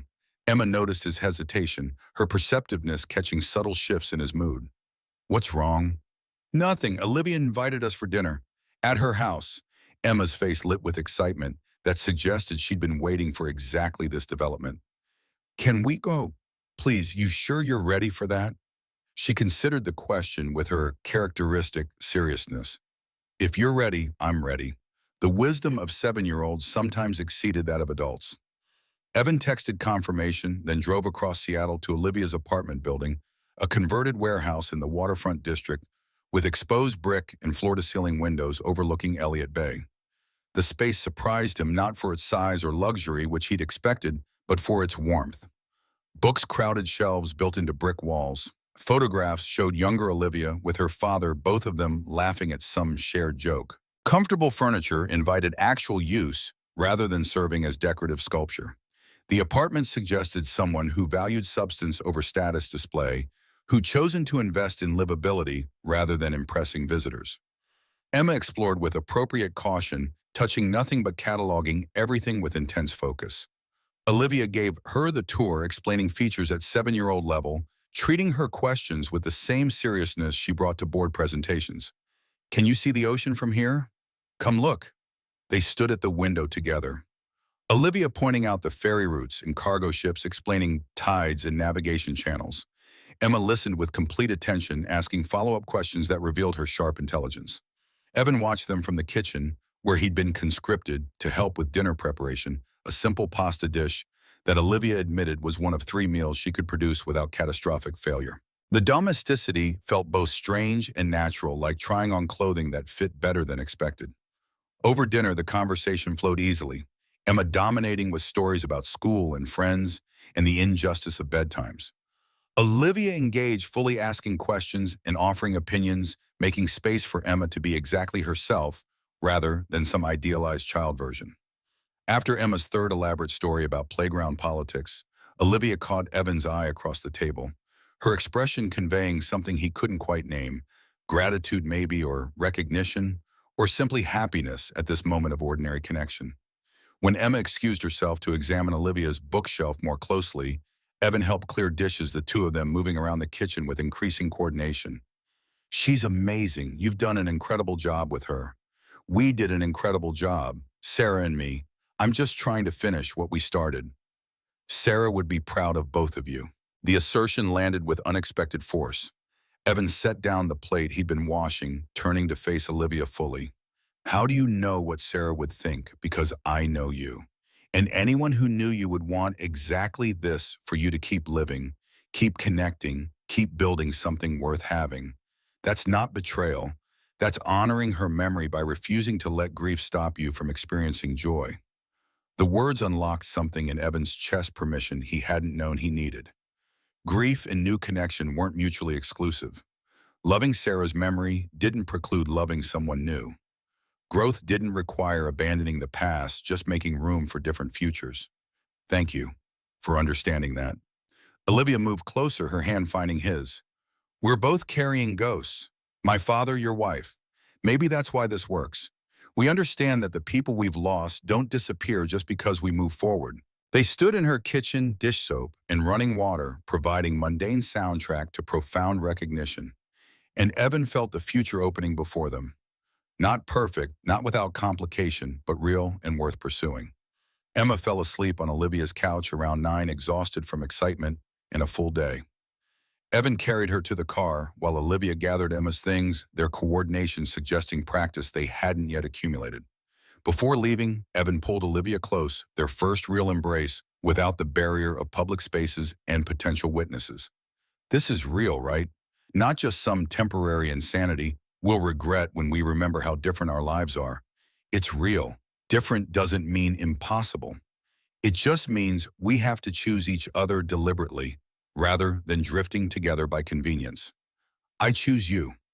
The words emerged with surprising ease, crystallizing decision that had been building for months. "I choose this, even when it's complicated. Even when people judge. I choose honest connection over safe isolation." Olivia's smile carried relief and joy in equal measure. "I choose you too. You, including the beautiful sleeping child in your arms and the ghost of your wife who made you who you are." The drive home felt different somehow. Seattle's wet streets reflecting neon and streetlights like liquid gemstones, the city transforming into something more beautiful through the lens of happiness. Emma stirred once, mumbling something about boats and windows before settling back into sleep. At home, after tucking Emma into bed and standing in her doorway, watching her peaceful breathing, Evan allowed himself to acknowledge what he'd been resisting for weeks. He was building a new life, not replacing the old one or betraying Sarah's memory, but expanding capacity for connection beyond survival mode. His phone showed a text from Olivia sent after he'd left.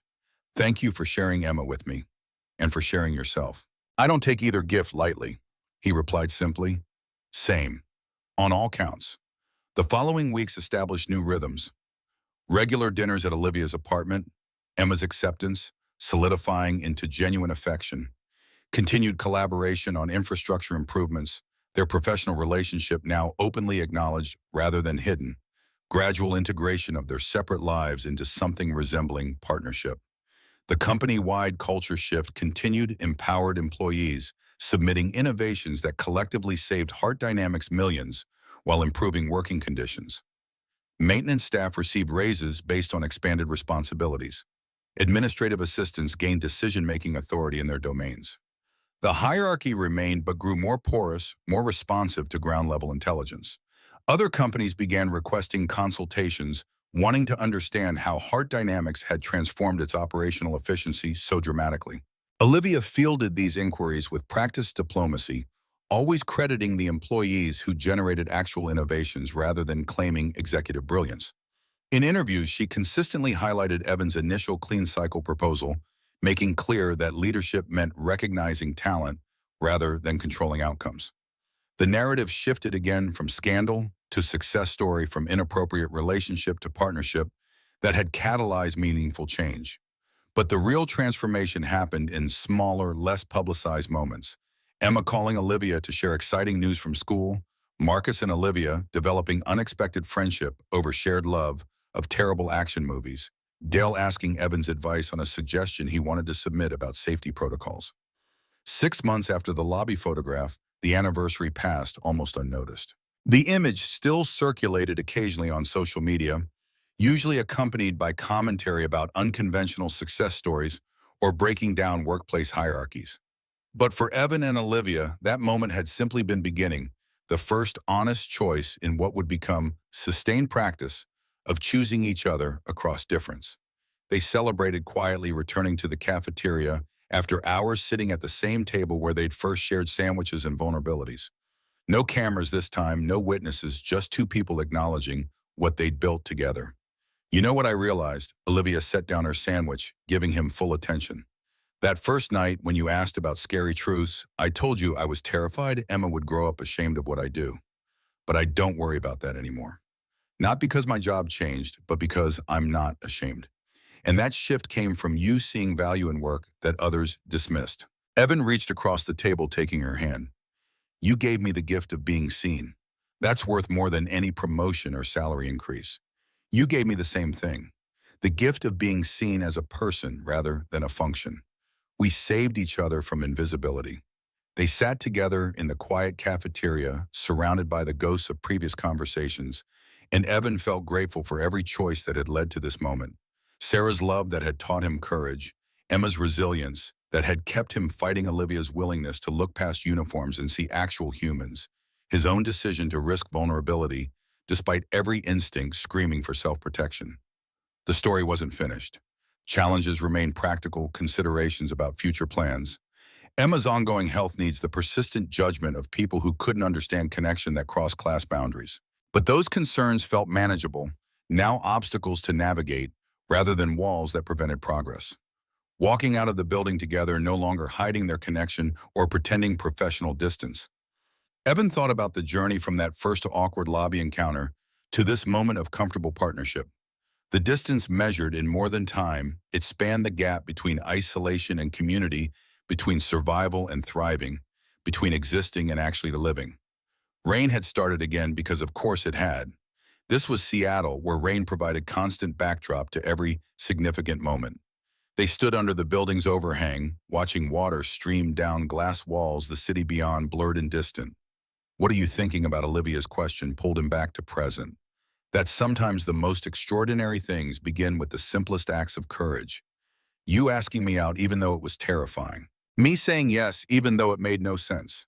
Us choosing honesty when performance would have been easier. He turned to face her, fully, rain providing soundtrack to words he'd been composing for weeks. I'm thinking that I love you. Not for what you've given me or the doors you've opened, but for who you are when nobody's watching. For your kindness that doesn't require audience. For the way you treat my daughter like she matters. For choosing me when you could have chosen safety. Tears mixed with rain on Olivia's face, her smile breaking through like sun through clouds. I love you too. For your integrity that won't compromise, even when compromise would be easier. For the way you parent with such complete devotion. For teaching me that value exists independent of status. For being brave enough to let me see you clearly. They kissed in the rain, two people who'd found each other across impossible distance, who'd chosen connection despite every barrier erected by circumstance and society. No cameras captured the moment. No headlines would announce this development.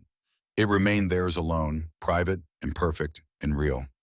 later driving separately toward homes that would eventually need consolidating. Evan felt the full weight of transformation. 6 months ago, he'd been invisible, struggling to survive, convinced that his life would remain small and circumscribed by limitation. Now he had partnership, purpose, proof that courage sometimes got rewarded, even when probability suggested otherwise. His phone buzzed with a text from Emma, sent from Diane's house where she was spending the night. "Did you tell Olivia you love her yet?" The question arrived with such casual directness that Evan laughed aloud. "How did you know I was going to do that? Because you've been looking at her like that for weeks. Also, Diane said you would probably do it tonight." 7 years old, and already she possessed more emotional intelligence than most adults.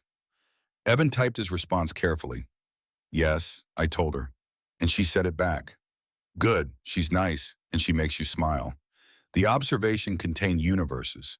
Emma had been watching him return to life after years of mere survival, had noticed joy replacing exhaustion, hope displacing resignation. If his daughter approved, then he must be making the right choices. "Love you, baby girl. See you tomorrow. Love you more, Daddy. Tell Olivia I said goodnight." He forwarded Emma's message to Olivia, who replied immediately. "Tell Emma goodnight from me. And tell her she's the reason any of this works. She gave us permission to try." The exchange captured their reality. They weren't just two people building a relationship, they were three people constructing a family. Emma's inclusion wasn't obstacle or complication, it was foundation.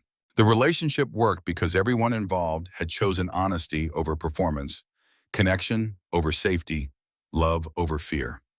Evan drove through rain-slicked streets toward the apartment he'd eventually leave for something larger, something that could hold all three of them. The future stretched ahead, uncertain but no longer terrifying, full of possibility rather than merely full of risk. In the rearview mirror, Seattle glowed with reflected light, the city that had witnessed his lowest moments, now holding his highest hopes. Behind him lay 3 years of invisible struggle. Ahead lay unknown territory that demanded continued courage. But he wasn't alone anymore. He had Emma's resilience, Olivia's partnership, Marcus's friendship, a community of coworkers who'd learned that every voice held potential value. He had proof that choosing to see people clearly, to value substance over status, to risk vulnerability, despite fear, could transform not just individual lives but entire systems. The rain continued falling because Seattle rain was constant as breathing. But Evan had learned that rain could wash things clean, could reveal what remained after surface dirt washed away. He'd been washed clean himself, stripped down to essential truth. He was someone who loved fiercely, worked diligently, noticed things others overlooked, and refused to let circumstance determine his worth. That person deserved love. That person deserved to be seen. That person deserved partnership with someone brave enough to look past uniforms and see actual humans. The road ahead required only that he keep choosing courage, keep choosing honesty, keep choosing connection, even when isolation felt safer. And if he could sustain that practice, if Olivia could match his effort, if Emma could continue blessing their partnership, then maybe the impossible could become simply real. Two people choosing to see each other clearly in a world that had spent years teaching them to look away. Three people building family from courage and kindness and the stubborn belief that love mattered more than the barriers erected to prevent it. The story continued, as all good stories do, into a future written one honest choice at a time.